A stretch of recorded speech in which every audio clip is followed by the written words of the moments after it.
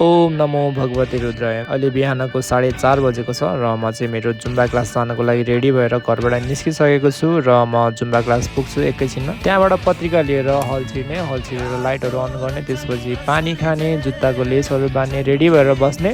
सबै मेम्बरहरू आइसक्नुहुन्छ। त्यसपछि अलिअलि जुम्बा गर्ने, गराउने, त्यसपछि लास्टमा कार्डियो चाहिँ फुल अन गर्ने। मेरो यो 90 डेज च्यालेन्जभरि मैले चाहिँ कार्डियो स्किप गर्ने मिल्दैन। हजुरहरूले यहाँ देखिरहेको मेम्बरहरूलाई पनि याद गर्नुहोला। र आजको कार्डियोमा हामीले गऱ्यौँ लेग रेजेस पछि नी पुल पछि हामीले दुईटालाई कम्बाइन गरेर लेग रेजेस नी पुललाई कम्बाइन गरेर गरेको थियौँ। त्यसपछि हामीले डङ्की किक गऱ्यौँ।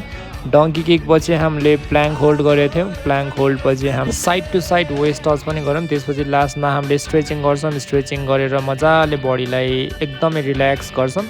त्यसपछि एकैछिनमा म सबैजनालाई डान्स गर्नको लागि रेडी बनाउँछु। अब हेरौँ यी अनुहारहरू, यी हाम्रा प्यारा अनुहारहरू कतिजना चाहिँ 90 दिनसम्म देख्न पाइन्छ है त। सबैजना थकित अवस्थामा देखिनुहुन्छ किनभने आज मैले एकदमै एनर्जेटिक गीतहरूमा डान्स गराएको थिएँ। त्यसपछि मेरो मिल पनि रेडी गर्नुपर्छ। मैले नट्सहरू हाल्छु, त्यसपछि ओट्स हालेर त्यो माथि दुध हालेर एकछिन भिजाउँछु अनि म उता गएर फेरि नाच्छु। जिन्दगीमा कहिले सोचेको थिइनँ डान्सर बन्छु भनेर, तर बने।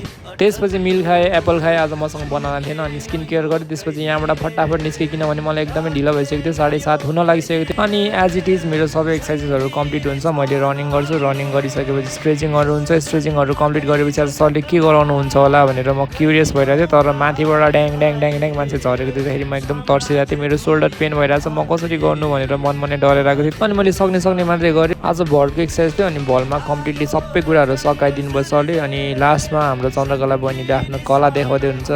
मैले एउटा भिडियो देखेको थिएँ उसको, यो भाइरल भएको भिडियो, अनि मैले त्यही मुभ हानेर देखाउँदा भनेको ड्याङ्गी हान्दै ओ माई गड म त छक्क परेँ। कलाको कमी छैन, कलाकारको कमी छैन, मेहनतको कमी छैन, केही कुराको कमी छैन। हाम्रो दशरथ रङ्गशालामा हजुरले थरीको मेहनतीहरू देख्नुहुन्छ। अब पालो भएको छ 10 मिनट ब्रेकको। यो 10 मिनट ब्रेकमा मैले अन्डाहरू खान्छ। त्यसपछि एउटा भिडियो हेरेको भाइरल भइरहेको रहेछ, ओ माई गड मलाई एकदम खुसी लाग्यो। त्यसपछि म क्लास गएर मेरो एज इट इज प्यारो मान्छेहरूलाई मैले डान्स सिकाएँ। त्यसपछि घर गएर नुहाइ गरेर खाना खाइसकेकै थिइनँ, मलाई फोन आयो। हामीले हिजो ल्याएको फर्ममा चाहिँ कभर हालेको थिएन। अब यो कभर नहालिकन राख्यो भने बच्चाहरूले च्यापचुप गरेर। त्यसपछि आजबाट चाहिँ मेरो डेमा पनि एउटा च्यालेन्ज एड भएको छ। आजबाट म 5000 पर डे ड्रिल गर्नेछु। त्यसपछि मात्रै बौद्ध जानेछु। बौद्धमा फेरि त्यही हो, हाम्रो सेरप दिदीले छाला काट्ने गरी ड्रिल गराउनुहुन्छ। एकदमै मेरो हालत हेर्नु न, यहाँनिर पसिनाले च्यापे, टी सर्ट खतम हुने गरी भिज्छ। अनि म यहाँ एस्ट्रो बोइजको दाइहरूलाई देखेर पागल भइरहेको थिएँ। ओ माई गड म कहिले बन्ने गरेर सोचिरहेको थिएँ। त्यसपछि क्लास आएर मेरो प्यारा बच्चाहरूलाई, मेरो स्टुडेन्टहरूलाई लकिङ सिकाइरहेको छु। लकिङ प्लस कोरियोग्राफीहरू यताउता सबै सिकाएँ। त्यसपछि घर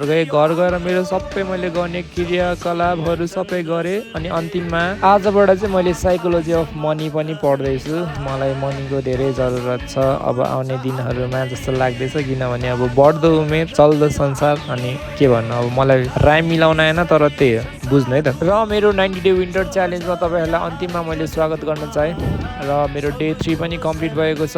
हस् त, ओम नमो भगवते रुद्राय। राम्रोसँग सुत्नु होला, धन्यवाद।